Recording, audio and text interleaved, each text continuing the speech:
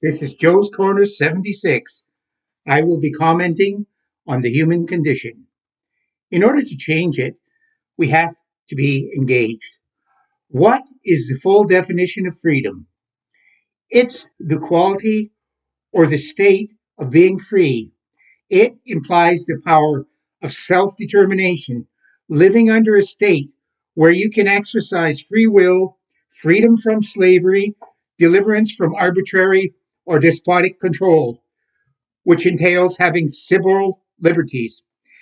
It definitely means being free from despotic control or coercion in the choice of your actions.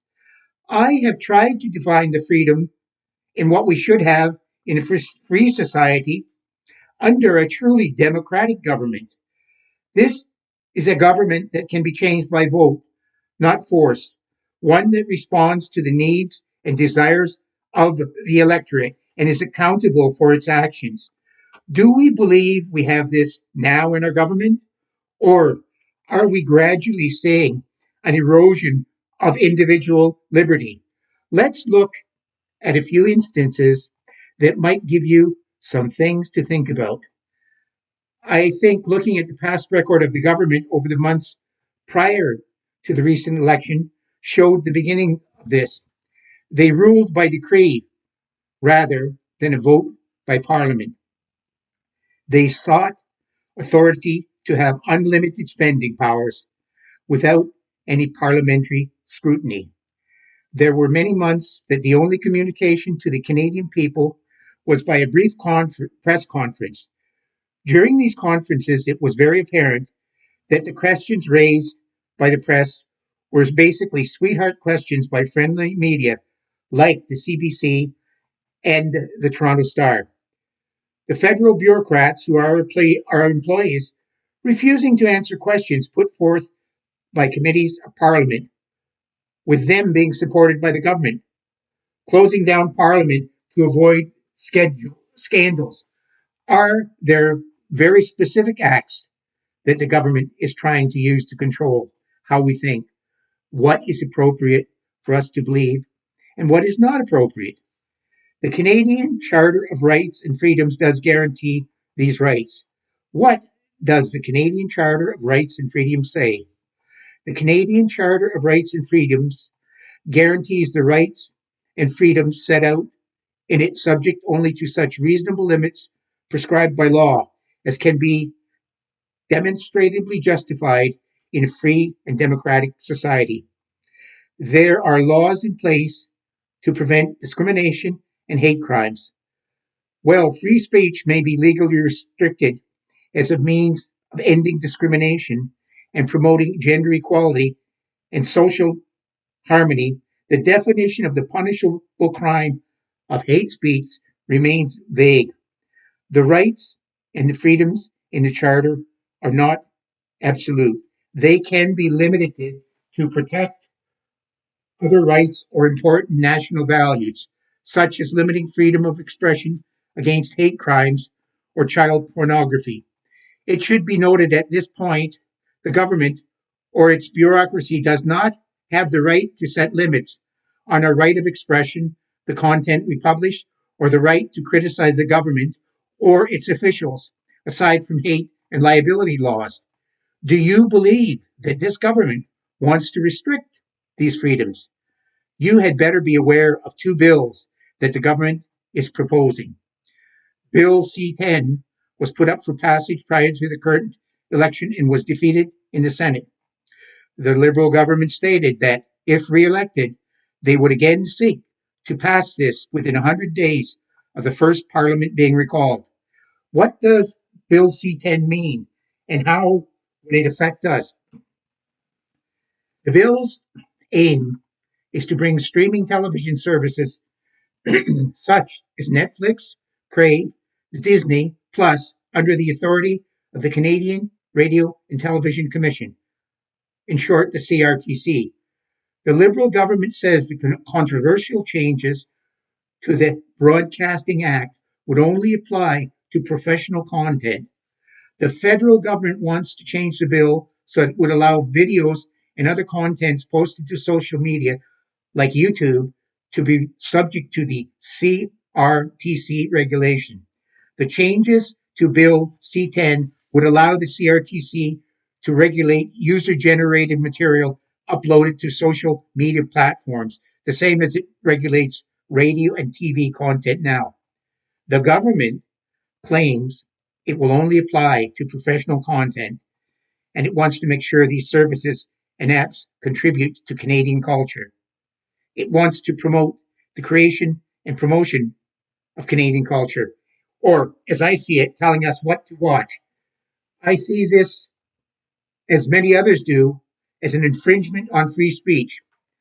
Originally, Bill C-10 exempted individual uploads from these rules. The Heritage Committee removed this exemption. As the minister responsible for the bill said, this exemption was not necessary. This means individual user content would be subject to CRTC regulations. This is one of the first steps a government uses to control the narrative, control the media. Bill C-36, which the government claims is to regulate online hate. This bill would make it easier for victims of hate speech to go against those publishing offensive material on the internet, and Canadians would be ordered to pay victims up to $20,000 or face fines up to $50,000 if they refuse to stop publishing online or public spaces such as parks, streets, or parliament. This is very disturbing because it means someone fearing that another person will commit a crime, propaganda offense, or hate crime can start a process that would result in someone facing a severe loss of freedom and or financial damage, all without the person having actually committed any crime, not to mention that the hate crime and hate propaganda are really vague in the legislation. There are no consequences for the claimant. Aren't these pieces of legislation what the Liberals want? Are they not anti-democratic? A system where the bounds of free expression becomes more and more narrow and centralized government controls it, what we say and what can't say. If you ignore these now, you'll end up under a centralized socialist government. Tell your MPs you don't want this. The only way to defeat these is to stop the apathetic attitudes we have and protest against this. Parents need to step up and tell teachers what they want and don't want their children. They don't want them fed political dogma, nor do they want young children being told what sex they are. Don't let the educators tell you that you have no place in the running of the education beyond paying exorbitant taxes to support it. Two things come to mind. One, this is anti-democratic. And two, if allowed to continue, it will allow the state to raise your children with their views. You only have to look at Nazi Germany, Russia, China, North Korea to see how this led the children. Universities are becoming hotbeds of radicalism, socialism, and anti-democratic process. Free speech is not allowed, and only approved ideas are allowed. Gutless university administrators allow this anti-democratic action. It has to stop. Democracies are on decline worldwide, and they are being replaced by autocrats and dictatorships.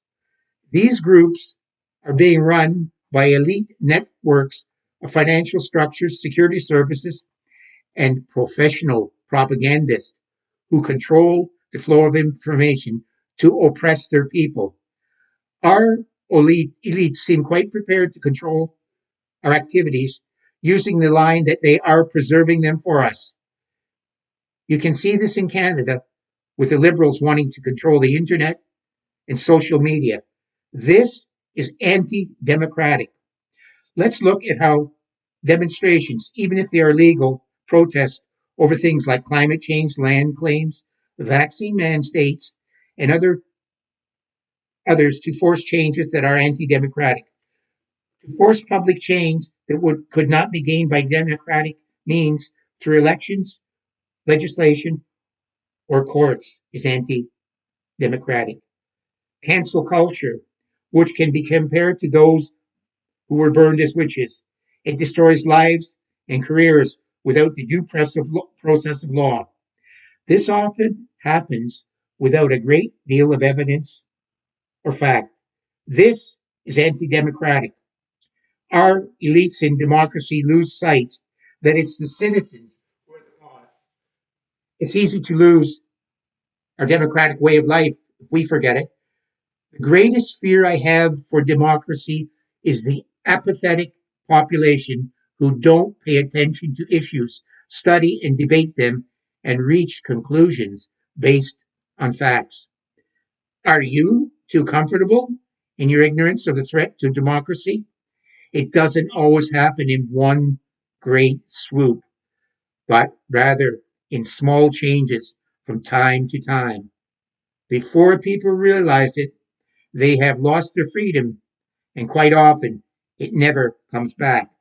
The challenge I give you is to be involved, be informed, vote, and most importantly, stand up against anti-democratic democratic thoughts and practices. I hope we can always say, thank God I'm free.